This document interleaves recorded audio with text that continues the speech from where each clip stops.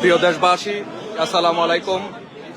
এখনই আমাদের মধ্যে আমাদের প্রধানমন্ত্রী, মাননীয় প্রধানমন্ত্রী, বাংলাদেশের প্রধানমন্ত্রী বঙ্গবন্ধু কন্যা দেশরত্ন শেখ হাসিনা এখনই আমাদের মধ্যে বক্তব্য দিবেন। মাননীয় প্রধানমন্ত্রী শেখ হাসিনা। আপনারা যারা এই বক্তব্যটি যেখান থেকে দেখবেন, যেভাবে দেখবেন, সকলে আপনারা এই বক্তব্যটি মাননীয় প্রধানমন্ত্রী বঙ্গবন্ধু কন্যা শেখ হাসিনার বক্তব্যটি সকলে শেয়ার করে দিবেন। এখনই লাইভটি প্রচারিত হবে, এখনই বক্তব্য দিবেন মাননীয় প্রধানমন্ত্রী দেশরত্ন শেখ হাসিনা।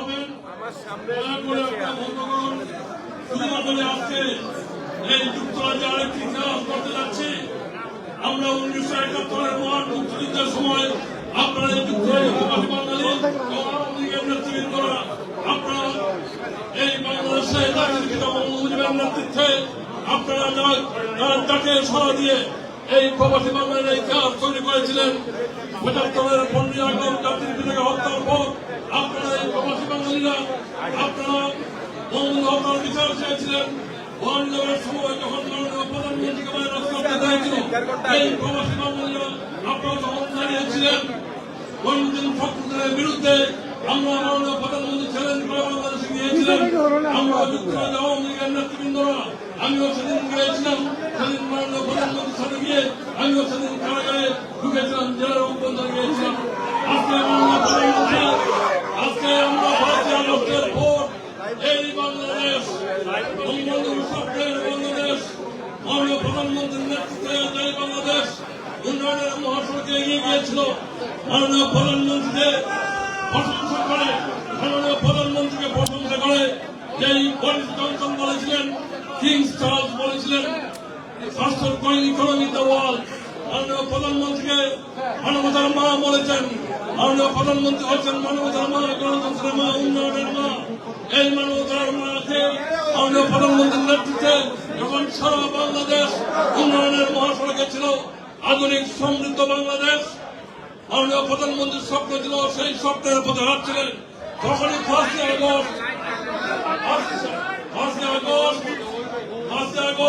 কচি কাছার মেলা, বঙ্গবন্ধুর স্বপ্নের সোনার বাংলা, বঙ্গবন্ধু কন্যা, গণতন্ত্রের মাঠ কন্যা, মাননীয় প্রধানমন্ত্রী শেখ হাসিনা তার রঙের দিয়েছিলেন 16 কোটি বাঙালিকে, এবং মাননীয় প্রধানমন্ত্রী তার রঙের ছবি তুলে যখন রেখেছিলেন এবং বাংলাদেশকে একটি সমৃদ্ধ স্মার্ট বাংলাদেশ স্বপ্ন দেখাচ্ছিলেন, তখনই কচি কাছার মেলারা বঙ্গবন্ধুর স্বপ্নের সোনার বাংলা, মাননীয় প্রধানমন্ত্রী সমৃদ্ধ বাংলাদেশকে ওরা শ্মশান করে দিয়েছে। এই কচি কাছার মেলারা আজকে আপনারা এখানে সমবেত হয়েছেন। আমরা এই কচি কাছার মেলা আসিফ, সাজিদ, নাহিদ এবং ইউনুস সহ আসিফ নতুন যারা আমাদের আত্মকে জবাব দিতে চাই, আমরা এখানে প্রতিজ্ঞা করতে চাই, যতদিন পর্যন্ত মাননীয় প্রধানমন্ত্রী শেখ হাসিনা বাংলাদেশে ফিরে না যাবেন, ততদিন পর্যন্ত এই যুক্তরাজ্য আওয়ামী লীগ আমরা ঘরে ফিরব না, সেই প্রতিজ্ঞা আমরা করতে চাই। শুধুমাত্রই আমাদের সময় আমরা আজকের এই সময় সহযোগিতা করবেন আমাদের সংগঠনের সভাপতি সুলতান মাহমুদ শরীফ, আমাদের সবাই প্রধান অতিথি বক্তব্য রাখবেন মাননীয় প্রধানমন্ত্রী, সফল রাষ্ট্রনায়ক, the longest women prime minister in the world, জননেত্রী শেখ হাসিনা। এখন কোরআন থেকে তেলাওয়াত করবেন হাফিজ জিল্লুর রহমান। ধন্যবাদ সবাইকে যারা লাইভটি দেখছেন। আমাদের প্রোগ্রাম শুরু হয়ে গিয়েছে। একটু পরেই আমাদের মাননীয় প্রধানমন্ত্রী বঙ্গবন্ধু কন্যা দেশরত্ন শেখ হাসিনা একটু পরেই আমাদের মধ্যে বক্তব্য রাখবেন। এখন কোরআন তেলাওয়াত হচ্ছে। কোরআন তেলাওয়াতের পরেই আমাদের সবাইকে সারা বাংলাদেশের জনগণকে বলবো, মাননীয় প্রধানমন্ত্রী বঙ্গবন্ধু কন্যা দেশরত্ন শেখ হাসিনার বক্তব্যটি সকলে প্রচার করে দেবেন।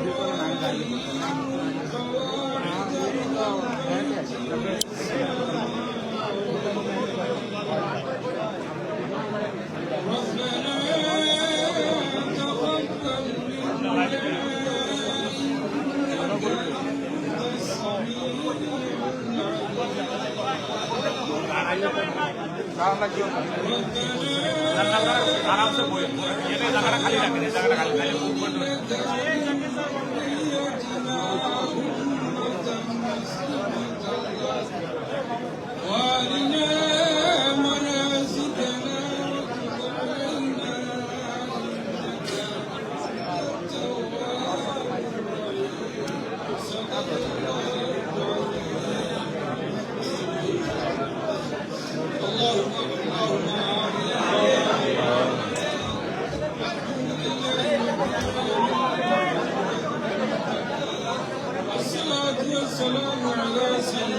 المرسلين وعلى آله وأصحابه وأزواجه وأهل بيته أجمعين. اللهم ربنا تقبل منا إنك أنت السميع العليم وتب علينا إنك أنت التواب الرحيم. يا أرحم الراحمين فضل করমর দুনিয়ায় আল্লাহ আপনার तमाम রে maaf করে দাও, আপনার तमाम মাইবাত রে maaf করে দাও। আল্লাহ তোমার হাবিবর মুর্দা জিন্দা तमाम উম্মত হলনে maaf করে দাও ইয়া আল্লাহ। আয় আল্লাহ আপনার পক্ষ থেকে এই মজলিসের পক্ষ থেকে লক্ষ লক্ষ কোটি কোটি দুনিয়ার সালাম মদিনায় তৈয়বা পৌঁছে দাও ইয়া আল্লাহ। আয় আল্লাহ খাস করে আমরা বাংলাদেশের উপরে তোমার দয়া নজর বর্ষণ করো ইয়া আল্লাহ। আয় আল্লাহ খাস করে আমরা মাননীয় প্রধানমন্ত্রীর উপরে আল্লাহ তোমার অসংখ্য গণিত রহমত বরকত শান্তি বর্ষণ করে দাও। আয় আল্লাহ আমরা এই দেশের লাগি যারা আমরা ত্যাগ স্বীকার করছেন, আয় আল্লাহ যত মানুষ মারা গেছেন আল্লাহ তামাম উপরে আল্লাহ জান্নাতুল ফেরদাউস নসিব করে দাও। আয় আল্লাহ আপনার যারা দেশের লাগি আমরা আল্লাহ আমরা খাটি করছেন, আয় আল্লাহ তামাম উপরে আল্লাহ তোমার রহমত বর্ষণ করো। আয় আল্লাহ দরুদি শেখ হাসিনা শেখ রেহানার উপরে আল্লাহ তার খানদানের উপরে তোমার অসংখ্য গণিত রহমত বরকত শান্তি বর্ষণ করো, হায়াতে তৈয়বা দান করে দাও। আয় আল্লাহ খাস করে আমরা এই মজলিসে যারা হাজির হইছি আমরা तमाम দিন দুনিয়ারে উজালা করে দাও। আল্লাহুম্মা রাব্বানা তাকাব্বাল মিন্না ইন্নাকা আনতাস সামিউল আলিম وتب علينا إنك أنت التواب الرحيم. وفوض أمري إلى الله إن الله بصير بالعباد. আপনারা দেখছেন যে হাজার হাজার মানুষ আমাদের সাথে সংযুক্ত হয়েছেন। আমার প্রধানমন্ত্রী অনেক ধন্যবাদ। এখন বক্তব্য রাখবেন আজকের সভার সভাপতি আমাদের প্রধানমন্ত্রী এখন সংযুক্ত হয়েছেন। সভাপতির বক্তব্যের পরেই উনি মাননীয় প্রধানমন্ত্রীর বক্তব্য রাখবেন। আমাদের প্রধানমন্ত্রী অলরেডি এখানে সংযুক্ত হয়েছেন।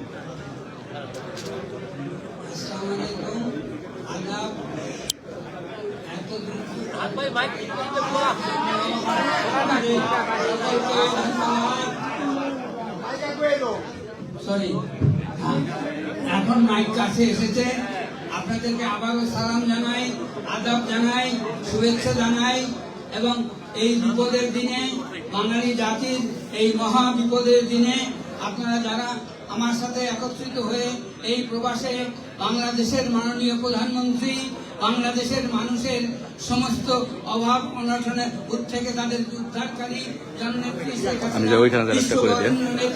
বিশ্ব মানুষের আদরের এবং ভালোবাসার পাত্র বাংলার আমার একটু দিবেন আমার লাইকটা ওইখানে যায় বলতে করার জন্য বলতে একটু আমি বেরিয়ে যাই।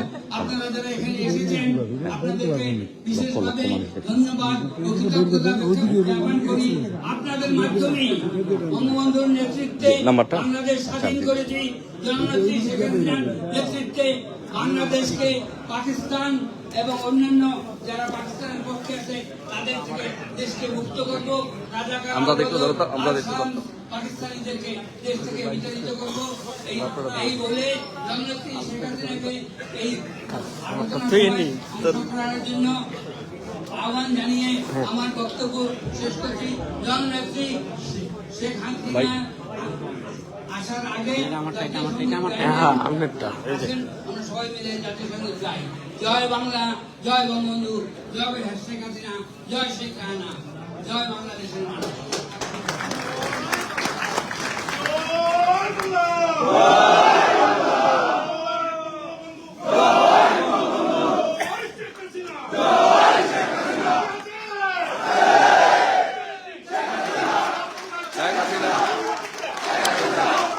Sheikh Hasina, Sheikh Hasina, Sheikh Hasina, Sheikh Hasina, Sheikh Hasina, Sheikh Hasina, Sheikh Hasina, Sheikh Hasina, Sheikh Hasina. Joy Bangla, Joy Bangabandhu, Sheikh Hasina boy noy, Rasport Chari noy, Sheikh Sheikh Hasina ভয় নাই, রাজপথ ছাড়ি নাই, রাজপথ ছাড়ি নাই, শেখ হাসিনার ভয় নাই। জয় বাংলা, জয় বঙ্গবন্ধু, শেখ হাসিনা ভয় নাই, রাজপথ ছাড়ি নাই, শেখ হাসিনা ভয় নাই। জয় বাংলা।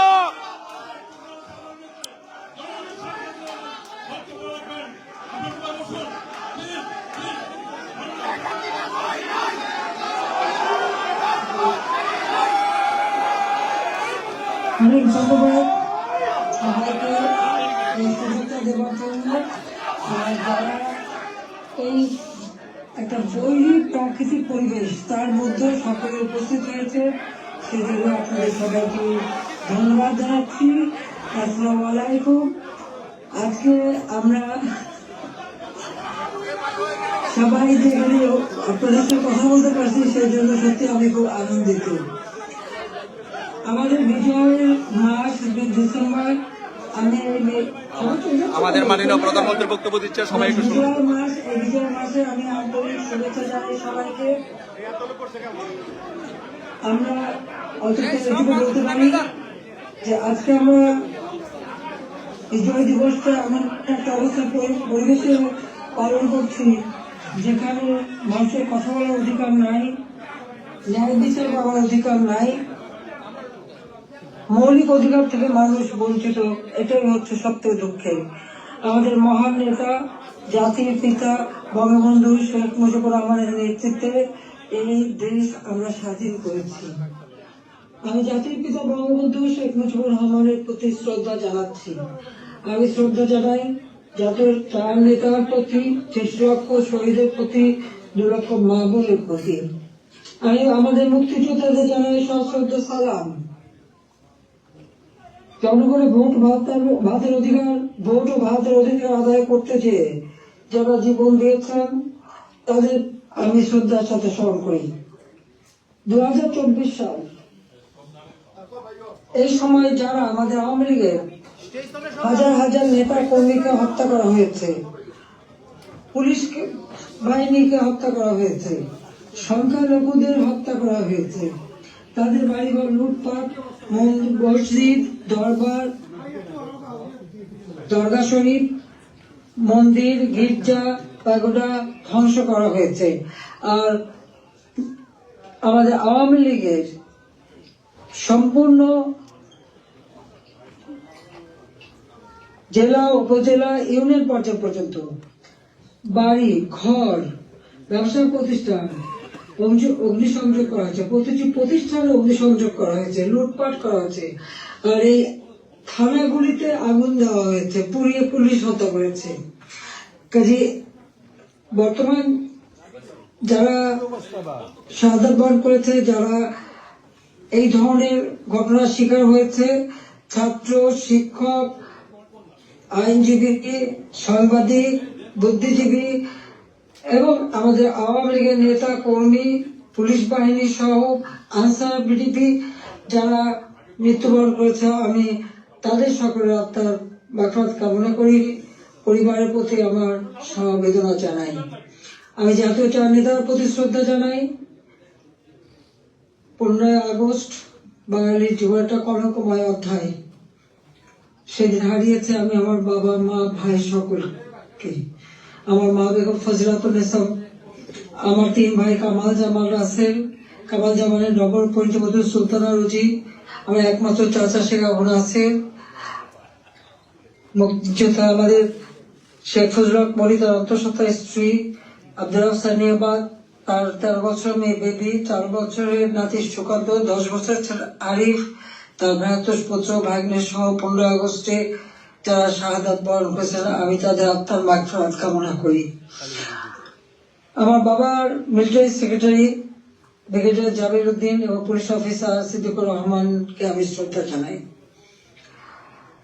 আজকে আমি আপনাদের সাথে কথা বলতে চেয়ে বারবার মনে পড়ছে যে বাংলাদেশের প্রতিটি অর্জনের সাথে আমাদের প্রবাসী বাঙালিদের অবদান রয়েছে। সে আগরতলা ষড়যন্ত্র মামলা থেকে জাতির পিতাকে মুক্ত করা থেকে শুরু করে আমাদের মহান মুক্তিযুদ্ধে এবং সেই 2007 সালে যখন আমাকে দেশে ফিরতে বাধা দিয়েছিল তখনকার সরকার, সে সময়ও আপনাদের সকলের সহযোগিতা পেয়েছি। আজকেও যখন বাংলাদেশ অত্যন্ত একটা কঠিন সময়ের মধ্য দিয়ে যাচ্ছে, একটা ফ্যাসিস্ট সরকারের অধীনে বাংলাদেশের মানুষের মৌলিক অধিকার, বেঁচে থাকার অধিকার সবই হরণ করা হয়েছে। সারা বাংলাদেশ জ্বলছে, প্রতিটি প্রতিষ্ঠান আগুনে পোড়ানো। সেই অবস্থায়ও প্রবাসীরা আজকে নির্যাতিত নিপীড়িত মানুষের পাশে আছেন। আমি আপনাদের প্রতি কৃতজ্ঞতা জানাই, আন্তরিক ধন্যবাদ জানাই এই চরম দুঃসময় মানুষের পাশে দাঁড়ানোর জন্য। যে বাংলাদেশকে আমরা গড়ে তুলেছিলাম জাতির পিতার স্বপ্নের বাংলাদেশ হিসেবে, ক্ষুধা দারিদ্র্যমুক্ত বাংলাদেশ হিসেবে, অর্থনৈতিকভাবে বাংলাদেশ উন্নত হয়েছিল, কিন্তু আজকে আমরা দেখি যে একে একে সব ধ্বংস করা হয়েছে। আজকে এমন একটা সরকার ক্ষমতায় যাদের হাতে এদেশে 30 লক্ষ মানুষ শহীদ হয়েছে, আমাদের বুদ্ধিজীবীদের হত্যা করা হয়েছে। এই 14 ডিসেম্বর বুদ্ধিজীবী হত্যা দিবস, সেই সময় ওই নিজামী, মুজাহিদ থেকে শুরু করে এরা তো যেমন বিশ্ববিদ্যালয় থেকে শিক্ষক, ইঞ্জিনিয়ার, ডাক্তার সকল বুদ্ধিজীবীদেরকে তুলে নিয়ে যে নির্মমভাবে হত্যা করা হয়। বাংলাদেশকে মেধাশূন্য করার একটা চেষ্টা করা হয়েছিল সেই সময়। একদিকে পাকিস্তানি হানাদার বাহিনী, তাদের গণহত্যা, আর সেই সাথে সাথে এই আলবদ রাজাকার আল-শামস বাহিনী বানিয়ে আমাদের একদিকে গণহত্যা, পাকিস্তানি হানাদার বাহিনীকে সহযোগিতা করা, অপরদিকে বুদ্ধিজীবীদের হত্যা করেছিল, যারা সেই ডিসেম্বর মাসের 14 তারিখ থেকে 10 তারিখ থেকে 14 তারিখ পর্যন্ত কয়েক শত বুদ্ধিজীবীকে নির্মম ভাবে হত্যা করে। আমি তাদের হত্যার শান্তি কামনা করি, মাগফিরাত কামনা করি। আমরা আওয়ামী লীগ 75 সালের পর 21 বছর পরে আমরা সরকার গঠন করি, জনগণের সেবা করি। 2008-এর নির্বাচনে আমরা জয়ী হই। সেই নির্বাচনে আওয়ামী লীগ এককভাবে 233টা সিট পায়, আর বিএনপি পেয়েছিল মাত্র 30টা সিট। জনগণের ম্যান্ডেট নিয়ে আমরা সরকার গঠন করে জনগণের কল্যাণে কাজ শুরু করি, যার ফলে এদেশের জনগণ 2014 সালের নির্বাচন, 2018 সালের নির্বাচন এবং 2024 সালের নির্বাচনে স্বতঃস্ফূর্ত ভাবে একটা অবাধ, নিরপেক্ষ, সুষ্ঠু নির্বাচনের মাধ্যমে বাংলাদেশ আওয়ামী লীগকে বারবার ভোট দিয়ে তাদের সেবা করার সুযোগ দিয়েছে। আমি বাংলাদেশের জনগণের প্রতি শ্রদ্ধা জানাচ্ছি। দুর্ভাগ্যের বিষয় হলো 2024-এ সরকার গঠন করার পর আমরা সব দেশকে এগিয়ে নিয়ে যাচ্ছি। এই বাংলাদেশকে একটা যুদ্ধ বিধ্বস্ত বাংলাদেশ গড়ে তুলে জাতির পিতা বঙ্গবন্ধু শেখ মুজিব উন্নয়ন একটা সম্পূর্ণত দেশ হিসেবে প্রতিষ্ঠা করে দিয়েছিলেন, যেটা আন্তর্জাতিকভাবে স্বীকৃত, জাতিসংঘ কর্তৃক স্বীকৃত ছিল। সেই সম্পূর্ণত দেশকেই আওয়ামী লীগ সরকার গঠন করার পর 2009 সাল থেকে 24 সাল এই সময়ের মধ্যে, বিশেষ করে 2021 সালে 20 সালে যখন আমরা জাতির পিতার জন্ম শতবার্ষিকী উদযাপন করি, 21 সালে যখন স্বাধীনতা সুবর্ণ জয়ন্তী উদযাপন করি, সেই সময় বাংলাদেশকে আমরা উন্নয়নশীল দেশের মর্যাদায় অধিষ্ঠিত করি। অর্থাৎ যেখানে বাংলাদেশ যেখানে জাতির পিতা বাংলাদেশকে রেখে গিয়েছিলেন, সেই জায়গা থেকে আমরা জাতির পিতার আদর্শ ধারণ করে তার পদাঙ্ক অনুসরণ করে বাংলাদেশকে আমরা উন্নয়নশীল দেশের মর্যাদা এনে দিই, জনগণের মৌলিক চাহিদা পূরণ করি। দারিদ্রের হার 41 ভাগ থেকে 18.7 ভাগে নামিয়ে আনি। হত দরিদ্র যা 25.1 ভাগ ছিল, সেটা আমরা 5.6 ভাগে নামিয়ে আনি। আমাদের লক্ষ্য ছিল বাংলাদেশ সম্পূর্ণভাবে অতি দারিদ্র মুক্ত হবে, আর সেই লক্ষ্য নিয়ে ব্যাপক কর্মসূচি বাস্তবায়ন করি। প্রতিটি গ্রামকে শহরে রূপান্তর করি, ঘরে ঘরে বিদ্যুৎ পৌঁছে দিই, খাদ্য নিরাপত্তা নিশ্চিত করি, দরিদ্র মানুষের জন্য বিনা পয়সা খাদ্য বিতরণ, মধ্যবিত্ত নিম্নবিত্ত তাদের জন্য, এখন নিম্নবিত্তদের জন্য 15 টাকায় চাল, আর মধ্যবিত্ত বা স্বল্প আয়ের তাদের জন্য 30 টাকা চাল যাতে কিনতে পারে এবং ডাল তেল লবণ সহ কিনতে পারে। 1 কোটি পারিবারিক কার্ড আমরা তৈরি করে দিই টিসিবির মাধ্যমে, যাতে যারা ফিক্সড ইনকাম গ্রুপ সীমিত আয়ের মধ্যে দিয়ে চলতে হয় তাদের জন্য এই দ্রব্যমূল্যের উচ্চ মূল্যে তারা যেন কোনো মতে কষ্ট না পায় সেদিকে লক্ষ্য রেখে আমরা সেই পদক্ষেপ দিয়েছিলাম। আমাদের লক্ষ্যই ছিল কোথা দারিদ্র্যমুক্ত বাংলাদেশ গড়ে তোলা। গৃহহীন ভূমিহীন মানুষকে আমরা বিনা পয়সায় ঘর করে দিই। বাংলাদেশের 58টা জেলা সম্পূর্ণভাবে ভূমিহীন গৃহহীন মুক্ত হয়, সেখানে কোনো মানুষ ভূমিহীন গৃহহীন ছিল না, আর বাকিগুলিও করে দেওয়ার কাজ চলমান ছিল। আমরা এই বছরে বাংলাদেশকে ভূমিহীন গৃহহীন মুক্ত একটা মানব কল্যাণের রাষ্ট্র হিসেবে গড়ে তুলতে পারতাম, কিন্তু আমাদের দুর্ভাগ্য যে চরমভাবে একটা চক্রান্ত শুরু হয়। এই চক্রান্তটা যে করা হয়েছিল সেটা আপনারা নিজেরাই জানেন, যে এখানে ডক্টর ইউনূস সে বহুদিন থেকে চেষ্টা করেছিল, 2007 দল করার চেষ্টা করেছিল, ব্যর্থ হয়েছিল। এরপর সে ষড়যন্ত্রে লিপ্ত হয় এবং সেটা সে নিজেই বলেছে।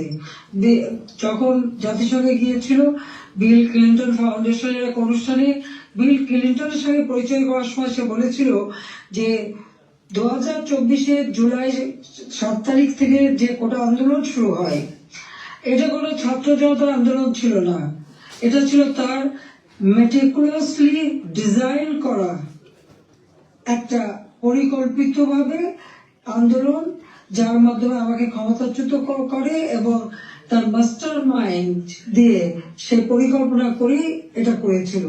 কথাটা বাস্তব, কারণ কোনো কোটা ছিল না, সব দাবি মানা হয়ে গেছিল, কিন্তু দাবি মানার পরেও কেন আন্দোলন চলে, আর এই আন্দোলনের কোনো নেতা কিন্তু খুঁজে পাওয়া যায়নি। যেখানে যেটা গভীর চক্রান্ত সেটা বোঝাই যাচ্ছিল। এই চক্রান্তটা সে মেটিকুলাসলি করেছিল। তার চক্রান্ত 1, 2, 3 অর্থাৎ ABC এভাবেই তার পরিকল্পনা করা। প্রথমে আন্দোলন সে সফল করলো, এরপর সব জ্বালা পোড়াও। জাতির পিতা বঙ্গবন্ধু স্মৃতি জাদুঘর, ওই ছবিটুকু তো আমরা 2 বোন পেয়েছিলাম, আমরা তো ভোগের জন্য নেইনি, জনগণকে এই শপথ দান করেছিলাম। সেই বঙ্গবন্ধু ভবন স্মৃতি জাদুঘর আগুন পড়ায় একসাথে, ওই লাইনে 9টা বাড়ি পড়ায়, 4টা মানুষ পড়ে মারা যায়। খালি এখানেই না, সারা বাংলাদেশ আগুন দিয়ে জ্বালায় তারা। সেই মেট্রো ওই ইউনূসের একজন সমন্বয়ক সে নিজেই স্বীকার করেছে পুলিশ হত্যা এবং মেট্রো রেলে আগুন না দিলে নাকি তাদের বিপ্লব সফল হতো না। তো পুলিশ হত্যা এবং মেট্রো রেল আগুন দেওয়া, অর্থাৎ শুধু মেট্রো রেল না, যে কটা প্রতিষ্ঠানে আগুন দিয়েছে, বিজিবি থেকে শুরু করে আমাদের সেতু ভবন, সড়ক ভবন, দুর্যোগ মন্ত্রণালয় ভবন, সবই তাদের ওই পরিকল্পনার অংশ। এবং সেই সাথে বঙ্গবন্ধু ভবন থেকে শুরু করে আওয়ামী লীগের সকল নেতা কর্মীদের বাড়ি ঘর, ব্যবসা প্রতিষ্ঠান সব অগ্নি সংযোগ করে পুড়িয়ে দেওয়া হয়েছে। এমনকি নরসিংদীতে আপনারা দেখেছেন জেল ভেঙে দিয়ে সেখান থেকে সমস্ত কয়েদি জঙ্গি সন্ত্রাসী তাদেরকে ছেড়ে দেওয়া হয়েছে। শুধু তাই না, ইউনূস ক্ষমতা এসে যত জঙ্গি সন্ত্রাসী ছিল তাদেরকে তারা ছেড়ে দিয়েছে, মুক্ত করেছে। এমনকি 21 আগস্ট গ্রেনেড হামলা যারা আসামি তাদেরকে ছেড়ে দিয়েছে। হলিউডিজমে যেখানে জঙ্গি হামলা হয়, আমরা সেই হামলা মোকাবেলা করে সেখানে কিছু মানুষ উদ্ধার করি, কিন্তু অনেক মানুষকে তারা হত্যা করে। সেই অপরাধী জঙ্গি সন্ত্রাসী যাদের বিচার হয়েছিল, সাজাপ্রাপ্ত, তাদেরকেও মুক্ত করে দেয়। মানে এটা কোন ধরনের কাজ আমরা জানি না। আর দেখা যাচ্ছে যে শুধু আগুনে পড়ছে না, বাড়ি ঘর সম্পত্তি লুটপাট করা এবং তারপরে অগ্নিসংযোগ করা, সংসদ ভবনে আক্রমণ, সেখানে ভাঙচুর করা, চিফ জাস্টিস তাকে অপমান করে, লাঠি সোটা দিয়ে তাকে অপমান করে তাকে বদ্ধতাকে বাধ্য করা, নির্বাচন কমিশন, পাবলিক সার্ভিস কমিশন, মানবাধিকার কমিশন করে এক এক প্রতিষ্ঠান, প্রত্যেকটা প্রতিষ্ঠান ধ্বংস করেছে, সকলকে সেখান থেকে বাধ্য করেছে পদত্যাগ করতে। আওয়ামী লীগের নেতাকর্মী শুধু না, আমাদের যারা বুদ্ধিজীবী, সাংবাদিক, 300 সাংবাদিকের একটা ডিটেনশন কার্ড বাতিল, চাকরিচ্যুত, 106 জন সাংবাদিকের বিরুদ্ধে হত্যা মামলা, এখন প্রায় 17 সাংবাদিক গ্রেপ্তার, বন্দী। আওয়ামী লীগের কয়েক হাজার নেতা কর্মী, প্রায় 4-5 হাজার নেতা কর্মী তাদেরকে হত্যা করেছে, আহত করেছে। পুলিশ 3000-এর মতো পুলিশ তাদেরকে পুলিশকে হত্যা করেছে। আনসার 40 জন আনসারের কোনো খবরই নেই, তাদের গুম হয়ে গেছে, তারা বাড়ি ঘরে আসতে পারে না, জানেও না তারা কোথায় আছে, তাদেরকে মেরে তাদেরকে লাশ পর্যন্ত গুম করে দেওয়া হয়েছে। ব্যবসায়ী, সাংবাদিক, সংস্কৃতি কর্মী, পেশাজীবী প্রত্যেকের বিরুদ্ধে মিথ্যা মামলা আর হত্যা মামলা। আমি জানি না পৃথিবীর কোন দেশে এত হত্যা মামলা হয় কিনা। আমার নিজের একার বিরুদ্ধেই তো বোধহয় 250 মামলা, তাও আবার হত্যা মামলাই অধিকাংশ। একদিকে হত্যা মামলা দিয়েছে এবং আমাদের যত নেতা কর্মী তাদেরকে গ্রেপ্তার করেছে। গ্রেপ্তার করবার পর যখন কোর্টে নেয়, তাদের উপর হামলা করা হয়। এটা তো পৃথিবীতে আমরা কোনোদিন দেখিনি।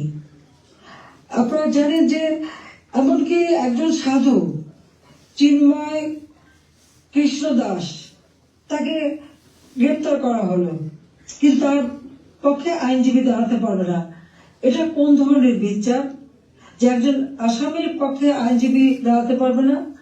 যদি কোনো আসামি আইনজীবী না দিতে পারে তো এটা সরকারের দায়িত্ব আইনজীবী নিয়োগ দিয়ে দেওয়া, ন্যায় বিচারের স্বার্থে। বাংলাদেশে ন্যায় বিচার নাই, এবং তার পক্ষে দাঁড়ালো কেন? সেই জন্য আইনজীবী পিটিয়ে হত্যা করা। এবং তাদের এবারে আমরা একটা অদ্ভুত ব্যাপার দেখি যে মানুষকে পিটিয়ে হত্যা করা। মানুষ কেন? অবলা পশুও ন্যায় পায় না। আওয়ামী লীগ নেতার বাড়িতে তাকে পায়নি বলে তার বাড়ির পালা গরু, সেই গরুকেও তারা কিভাবে পিটিয়ে হত্যা করেছে, এই জামাত শিবির এবং আমাদের ইউনূস সাহেবের মানে সন্ত্রাসী ক্যাডাররা, সেটা নিশ্চয়ই আপনারা ভিডিওতে দেখেছেন। ছাত্রলীগের নেতাকে পায়নি, তার মা নামাজ পড়ছিল তার মাথার বাড়িতে, তাকে সেখানে মেরে ফেলেছে। যুবলীগের নেতা এই মৌলভীবাজারে গত কালকের ঘটনা, 7 তারিখে, সেখানে আগুন দিয়ে যুবলীগ নেতার মা এবং চাচিকে পুড়িয়ে হত্যা করেছে। 250-র উপর থানা যখন অগ্নিসংযোগ করেছে, লুটপাট করেছে, পুলিশ ভিতরে তাদেরকে পুড়িয়ে মেরেছে, পিটিয়ে মেরেছে। এমনকি একটা অন্তঃসত্ত্বা পুলিশ হাত পা ধরেছে যে ভাই আমাকে মারবেন না, আমার পেটে বাচ্চা। তাদের কথা কান দেয়নি, তাদেরকে পিটিয়ে পিটিয়ে হত্যা করেছে। সরকারি কর্মচারীদের উপর পর্যন্ত নির্যাতন চলছে। কর্মকর্তা কর্মচারীদের হয়রানি, গ্রেপ্তার, মামলা দিয়ে চাকরিচ্যুত অথবা ওএসডি করা হচ্ছে। এটা জানি না রিমান্ডে নিয়ে নির্যাতন করছে। আমাদের আওয়ামী লীগের নেতা থেকে শুরু করে সকলকে রিমান্ডে নেওয়ার পর তাদের উপর অকথ্য অত্যাচার হচ্ছে, নির্যাতন করা হচ্ছে। চরম মানবাধিকার লঙ্ঘন চলছে বাংলাদেশে, চরম একটা ফ্যাসিস্ট সরকার। আমার বিরুদ্ধে কথা বলা হয় আমি নাকি ফ্যাসিস্ট ছিলাম, আমি নাকি স্বৈরাচারী ছিলাম। আমি একটা প্রশ্ন করি, আমার সময় তো সংবাদপত্র, টেলিভিশন, রেডিও, সোশ্যাল মিডিয়া সবই তো সম্পূর্ণ স্বাধীনতা ভোগ করেছে। যার যখন যেরকম আলোচনা করা দরকার করেছে, টক শোতে যত রকমের সমালোচনা করা তারা করেছে। রেডিও, টেলিভিশন, সংবাদপত্র সবই তো স্বাধীন ছিল। এখন তো তারা কোনো নিউজ দিতে পারে না। প্রত্যেক জায়গায় ইউনূস তো নিজেই একটা মাস্টার মাইন্ড খুনি, তার এজেন্ট সব জায়গায় আছে। প্রত্যেক জায়গায় তারা ঠিক করে দেয় কোন সংবাদ যাবে, কোন সংবাদ যাবে না। এই যে বাংলাদেশে এত ঘটনা ঘটে যাচ্ছে, প্রায় 1 কোটির মতো প্রতিষ্ঠান শুধু অগ্নিসংযোগ করে ধ্বংস করা হয়েছে। ইন্ডাস্ট্রি, হোটেল, 5 স্টার হোটেল থেকে শুরু করে কোনো কিছু বাদ যায় নাই তাদের আক্রমণ থেকে। কেউ কি কোনো একটা নিউজ দিতে পেরেছে? কেউ কি কোনো সংবাদ দিতে পেরেছে? কেউ কি বিচার চাইতে পেরেছে? বিচার চাওয়ারও সুযোগ নেই, থানায় মামলা দেওয়ার সুযোগ নেই। মামলা শুধু সেটুকু হবে যেটুকু তারা বলে দেবে সেইটুকু। ন্যায় বিচার পাওয়ার অধিকার মানুষের নাই। উচ্চ আদালত থেকে শুরু করে সর্বক্ষেত্রে দলীয়করণ, চরম ভাবে দলীয়করণ। বলছে বৈষম্য বিরোধী আন্দোলন, এখন তো দেখা যায় সব জায়গায় বৈষম্য সৃষ্টি করা হচ্ছে। আমি একটা কথাই বলতে চাই, যে সমস্ত অপবাদগুলি দেওয়া হয়েছে সবাই একটু তুলনা করে দেখুন যে আওয়ামী লীগ সরকারে থাকতে মানুষ কিভাবে স্বাধীনতা ভোগ করেছে, সেটা সোশ্যাল মিডিয়া হোক, তাদের বক্তব্য হোক, মিটিং মিছিলে হোক, সবকিছুতে অধিকার ছিল। আমরা তো সেখানে হস্তক্ষেপ করিনি। কিন্তু আজকে কি আওয়ামী লীগের একটা নেতা কর্মী রাস্তা নামতে পারে না, রাস্তা দিয়ে হেঁটে যাচ্ছে, একজন বলে দিল উনি আওয়ামী লীগের কর্মী, সঙ্গে সঙ্গে তাকে এক কোপ দিয়ে হাত ফেলে দিল, কেটে ফেললো। কোন দেশে বাস করি আমরা? কি অপরাধ! আর সেই সাথে দেখা গেল কি এই অপরাধীদের দায় মুক্তি দেওয়া হলো। জুলাই 15 তারিখ থেকে এ পর্যন্ত যাদের হত্যা করা হয়েছে, লুটপাট, অগ্নিসংযোগ, মানুষ হত্যা, ছাত্র হত্যা, প্রতিটি শিক্ষা প্রতিষ্ঠানে লুটপাট, সেখানে তাদের উপর নির্যাতন, শিক্ষকদের উপর নির্যাতন, ছাত্রদের উপর নির্যাতন, প্রতিটি জায়গায় নির্যাতন চালানো হচ্ছে। আপনারা কি একবার ভাবতে পারেন? শিক্ষক, গুরুজন, শিক্ষককে দেখে ছাত্ররা ভয় পায়, সমীহ করে। আর আমরা কি দেখলাম? আমাদের নোবেলের আমলে আমরা দেখলাম ছাত্ররা শিক্ষকদের অপমান করছে, অধ্যক্ষকে পদ থেকে বাধ্য করছে, ছাত্রীরা প্রিন্সিপালকে গাছের সাথে বেঁধে রাখছে, ছাত্রছাত্রীরা টিচারের গলায় জুতোর মালা পরাচ্ছে, গালে থাপ্পড় মারছে। এটা কোন ধরনের আচরণ এই কোমলমতি শিক্ষক ছাত্রছাত্রীদের শেখানো হচ্ছে? এদের ভবিষ্যৎটা কি? এরা কি আবার ভবিষ্যতে কোনদিন বলে বসবে তুমি আমার বাবা না, রিজাইন করো, যেমন শিক্ষকদের রিজাইন করেছে? কোনদিন রাখে বলবে তুমি আর আমার মা না, তুমি এখন রিজাইন করো, মাতৃত্ব থেকে রিজাইন করো, পিতৃত্ব থেকে রিজাইন করো? সেটাই হয়তো বলে বসবে। এটা কি অভিভাবকরা দেখে না? এটা কি ধরনের এই জাতিকে কিভাবে গড়ে তুলছে সেটাই আমার প্রশ্ন। আমরা তো শিক্ষা দীক্ষায় সব দিক থেকে সুযোগ করে দিয়েছি, আমরা শিক্ষা বৃত্তি দিয়েছি, বয়স্ক ভাতা, বিধবা ভাতা, প্রতিবন্ধী ভাতা, মুক্তিযোদ্ধা ভাতা দিয়েছি, সব বন্ধ করে দিয়েছি। আজকে হাহাকার। বাংলাদেশে আওয়ামী লীগ সরকার বলে কোনো মানুষ ভিক্ষা করতে হতো না। হ্যাঁ, কিছু প্রফেশনাল ভিখারি ছিল, সেটা আলাদা, কিন্তু মানুষকে তো ওইভাবে খাবারের জন্য হাহাকার করতে হতো না। মানুষ তো 3 বেলা খাবার পাচ্ছিল, আজকে সেটাও পায় না।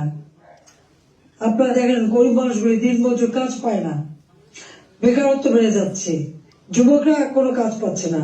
আমরা ডিজিটাল বাংলাদেশ করেছি, আমরা ট্রেনিং দিচ্ছি, কম্পিউটার ট্রেনিং এবং ইনকিউবেশন সেন্টার করে দিয়েছি, হাইটেক পার্ক করেছি, বঙ্গবন্ধু স্যাটেলাইট 1 উৎক্ষেপণ করেছি, কর্মসংস্থান গ্রাম পর্যায় পর্যন্ত ওয়াইফাই কানেকশন, ব্রডব্যান্ড কানেকশন আমরা দিয়েছি, মানুষ কাজ করে খেতে পারে, ট্রেনিং দিচ্ছি। আর এখন বিদ্যুৎ নাই, কেউ কাজ করতে পারে না, প্রত্যেকটা গ্রামকে শহরে রূপান্তর করেছি, আমরা রাস্তাঘাট, মূল ব্রিজ সব করেছি। এখনো বলে এই বড় বড় মেগা প্রজেক্ট, এটা দুর্নীতি খুঁজবে। হ্যাঁ, আমি চ্যালেঞ্জ দিচ্ছি, দুর্নীতি খুঁজে বের করুক। মানি লন্ডারিং কমিটি বানিয়েছে, তারা বলে দিল অর্থনীতির বিষয়ে। আমার প্রশ্ন, মানি লন্ডারিং এর খোঁজ করবেন? সবার আগে ওই ইউনুসের মানি লন্ডারিং এর খোঁজটা করুন। গ্রামীণ ব্যাংকে কত টাকা পাচার করেছে গ্রামীণ ফোনের, আগে সেই হিসাবটা বের করেন, তাহলে দেখবো স্বচ্ছার সাথে। নিজের নামে দুর্নীতির মামলা হয়েছে, সেই দুর্নীতি দমন কমিশন তাদেরকেও পদত্যাগে বাধ্য করে দলীয়করণ করা হয়েছে, আর সেই দুর্নীতির মামলা সব মামলা প্রত্যাহার করে নেওয়া হয়েছে। 666 কোটি টাকা ট্যাক্স, অর্থ সম্পদের মালিক যে এত টাকা ট্যাক্স হয়, সেই ট্যাক্সও তার দেওয়া লাগবে না, সেটাও মাফ। নিজের ট্যাক্স মাফ করিয়ে নিয়ে, নিজের দুর্নীতি মামলা প্রত্যাহার করে নিয়ে অন্যের দুর্নীতি খুঁজতে যাওয়া আর অন্যকে ট্যাক্স দেওয়ার জন্য আবেদন করা, এটা কোন ধরনের মানসিকতার, কোন ধরনের খেলা? বা এটা তো জাতির সাথে তামাশা করা, সেটা তো তামাশা করছে, এটাই আমার মনে হচ্ছে। আজকে বিচার নেই, মানুষ ন্যায় বিচার থেকে বঞ্চিত, আজকে মানুষের পেটে খাবার নেই, আজকে চারিদিকে হাহাকার, মানুষের কথা বলার অধিকার নেই, রাজনীতি করার অধিকার নেই। আমাদের আওয়ামী লীগ কোন অপরাধটা করেছে? বাংলাদেশের মানুষের যতটুকু অর্জন আওয়ামী লীগের হাত দিয়ে, সেই বাংলা ভাষায় কথা বলার অধিকার থেকে শুরু করে স্বাধীনতা অর্জন, বিজয় অর্জন, এই 16ই ডিসেম্বর আমাদের বিজয় দিবস, এই বিজয় অর্জন সবই আওয়ামী লীগের হাত ধরে। বাংলাদেশে কে একটা যুদ্ধ বিধ্বস্ত দেশ, একটি প্রদেশকে রাষ্ট্রে উন্নীত করা, এটাও আওয়ামী লীগের দ্বারা। সর্বোন্নত দেশ থেকে আজকে উন্নয়নশীল দেশের মর্যাদা, এটাও তো আওয়ামী লীগ অর্জন করে দিয়েছে। প্রবাসী যারা আছেন, আওয়ামী লীগ সরকার আগে আপনারা প্রবাসে ছিলেন, বাংলাদেশ কোথায় ছিল? সেই সময় আপনারা মানুষের কাছে গেলে কিভাবে, মানুষ তো করুণার চোখে দেখতো। জাতিপিতা বলেছিলেন ভিক্ষুক জাতির কোনো ইজ্জত থাকে না, তাহলে ভিক্ষুক জাতি হতে চায়নি, আত্মমর্যাদাশীল জাতি হিসেবে বাংলাদেশকে করতে চেয়েছিলাম, আর সেভাবে গড়েছিলাম। আপনারা নিজে একবার চিন্তা করে দেখেন, আমি সরকারে থাকতে বাংলাদেশ শুনলে পৃথিবী কি বলতো? পৃথিবী বলতো বাংলাদেশ উন্নয়নশীল দেশ, বাংলাদেশ একটা উন্নয়নের মডেল, বাংলাদেশের উন্নয়ন একটা বিস্ময়। বাংলাদেশের মানুষ যেখানে যেত মর্যাদা পেত। আমরা নিজস্ব অর্থায়নে পদ্মা সেতু নির্মাণ করে বাংলাদেশকে দেখিয়ে দিই এবং সারা বিশ্বকে দেখিয়েছি বাংলাদেশ পারে, অসাধ্য সাধন করতে পারে, সেটা আমরা দেখিয়েছিলাম।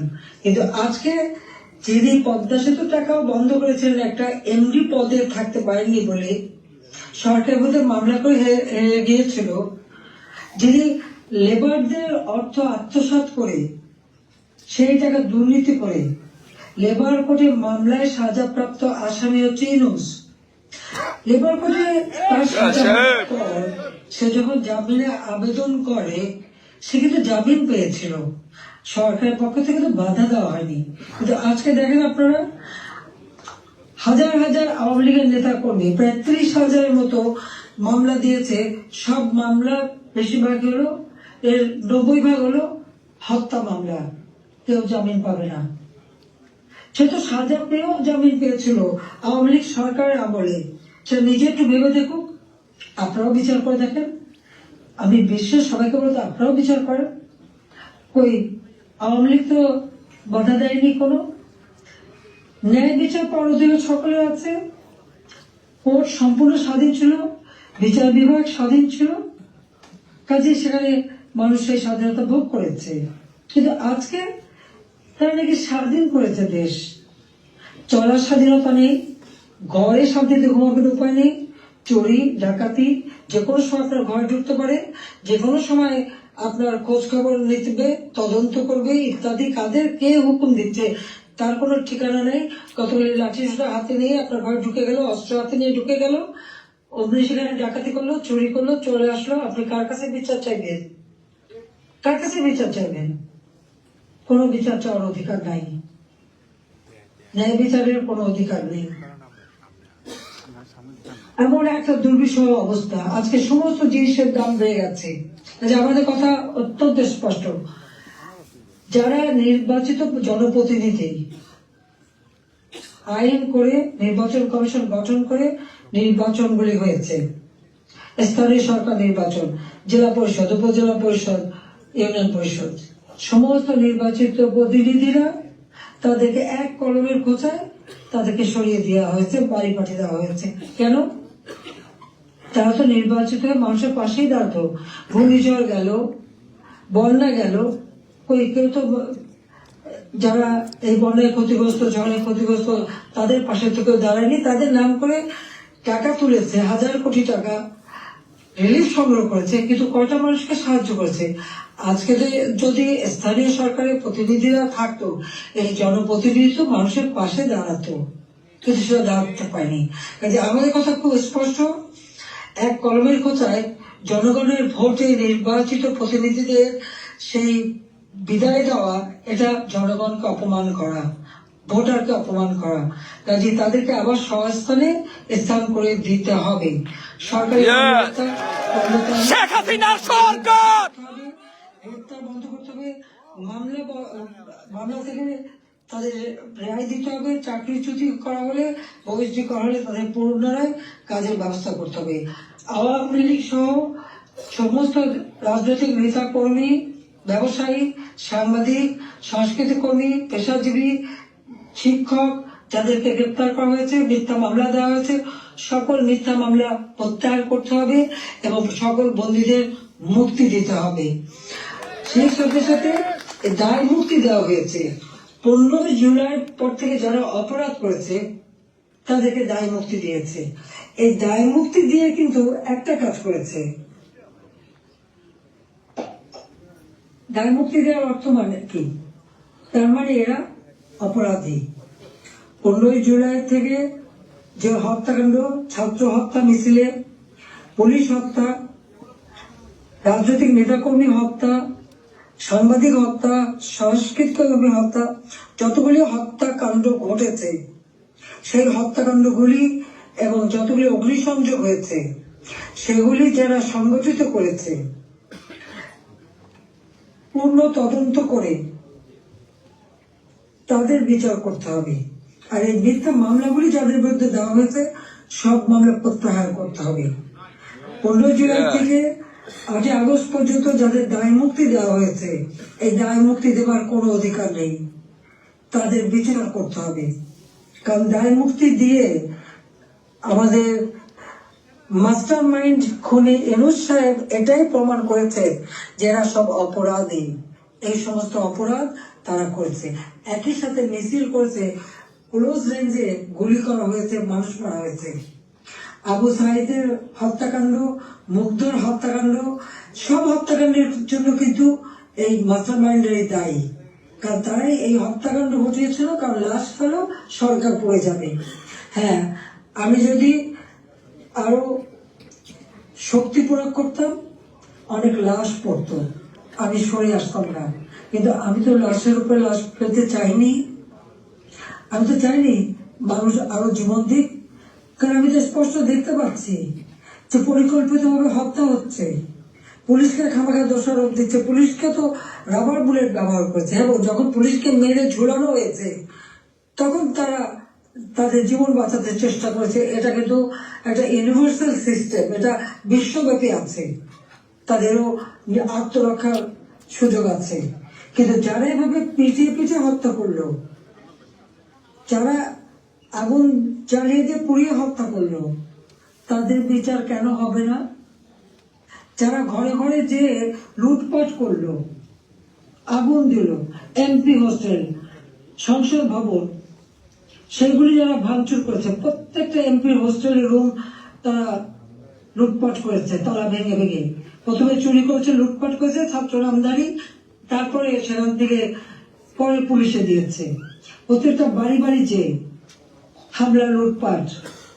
আমাদের তো কিছুই নেই, গণভবন লুটপাট, আমি তো গণভবন ছেড়ে দিয়ে আসছি।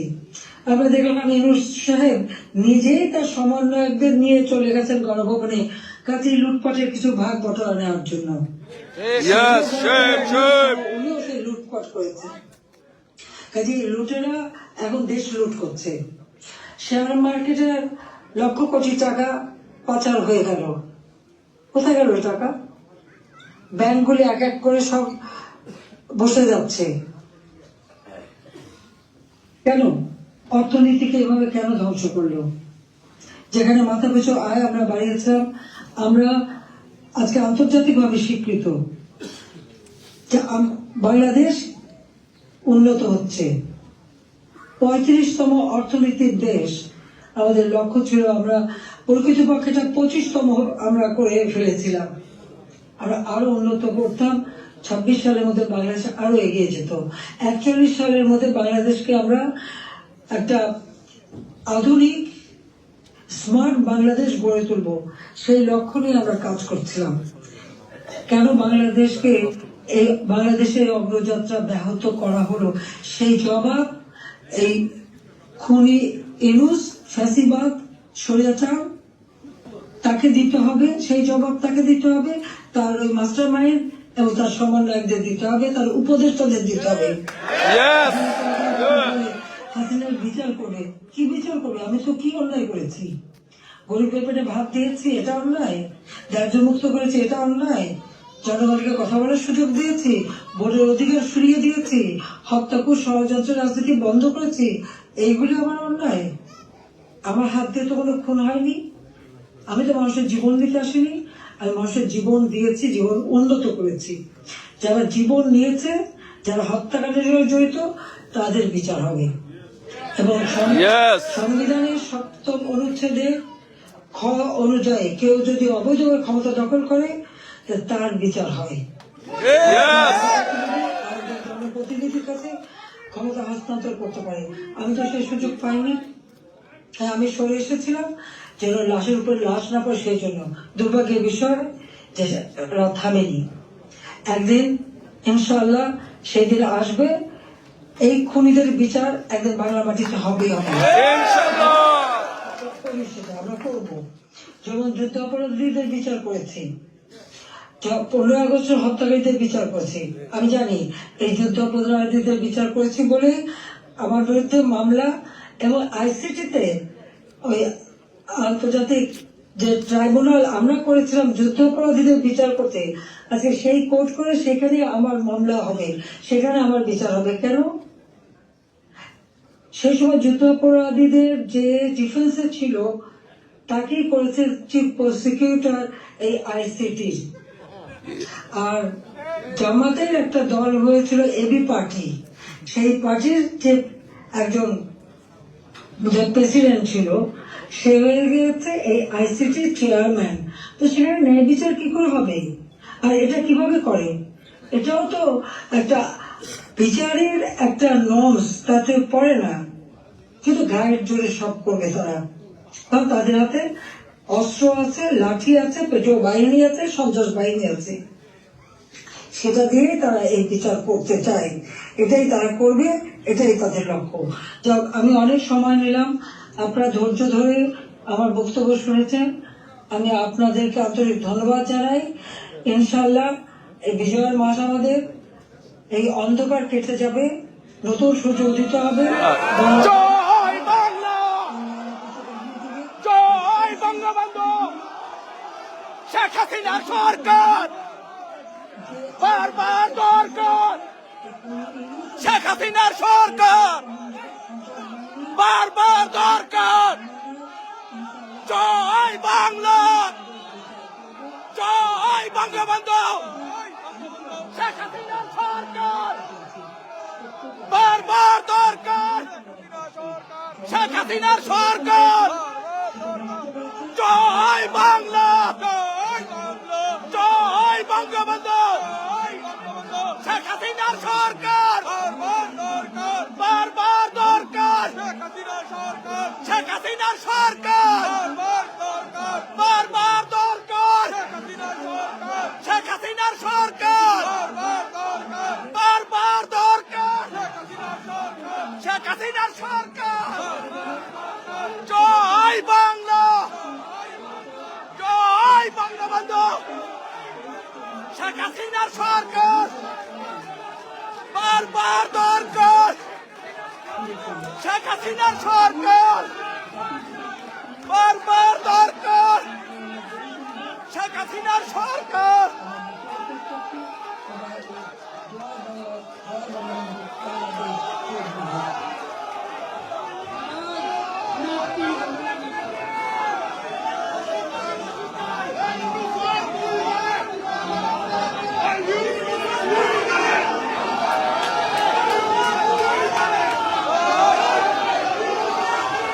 জয়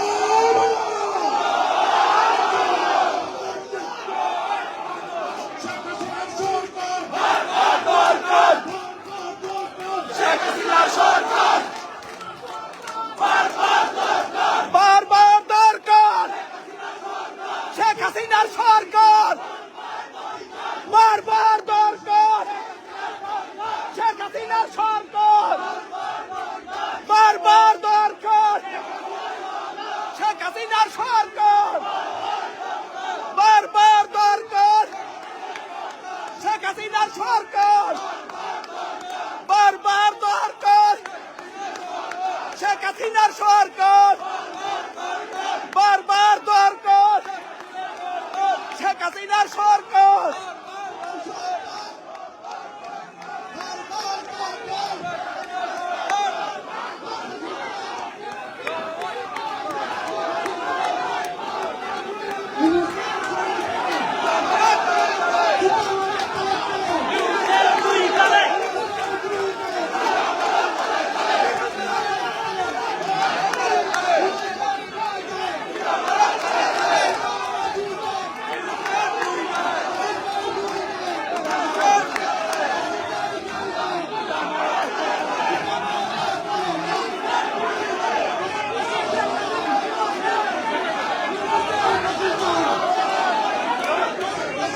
শেখ হাসিনার সরকার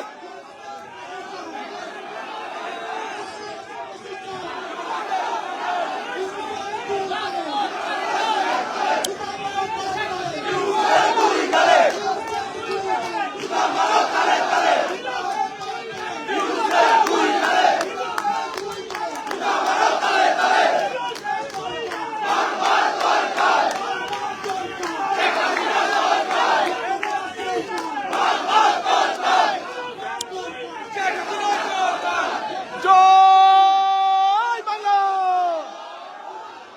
ওই শেখ হাসিনার সরকার বারবার দরকার শেখ হাসিনার সরকার বারবার দরকার শেখ হাসিনার সরকার বারবার দরকার শেখ হাসিনার সরকার